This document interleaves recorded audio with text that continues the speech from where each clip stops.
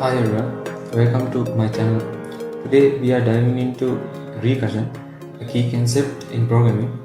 We'll cover its definition and importance, then discuss two types, direct recursion and indirect recursion. So let's get started. What is recursion? First, let's define recursion. In simple terms, recursion is method where a function calls itself to solve smaller parts of bigger problem. Imagine breaking a task into smaller tasks. Recursion helps solve these smaller tasks one at a time until there's nothing left to solve.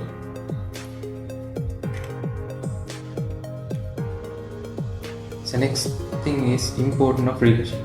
Recursion is important in programming because it makes solving problems like tree traversal, graph traversal, and mathematical computations like factorials, Fibonacci sequence much easier.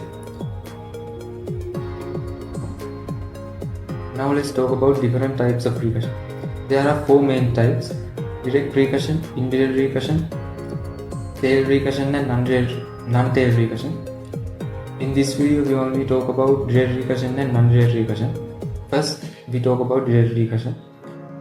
This is the simple form of recursion where a function directly calls itself. Let's see an example.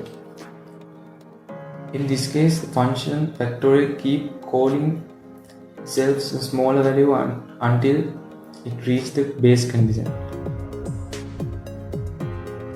Next thing is indirect recursion.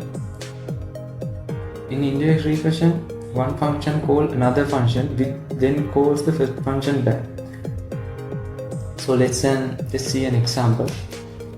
So in this example, function A calls function B and function B calls function A.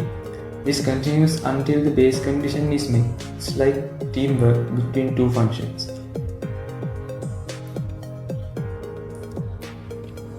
That's it for this part of the video. We covered direct recursion and indirect recursion. In the next part, we talk about tail and non-tail recursion. So hope you find this video helpful. Thank you.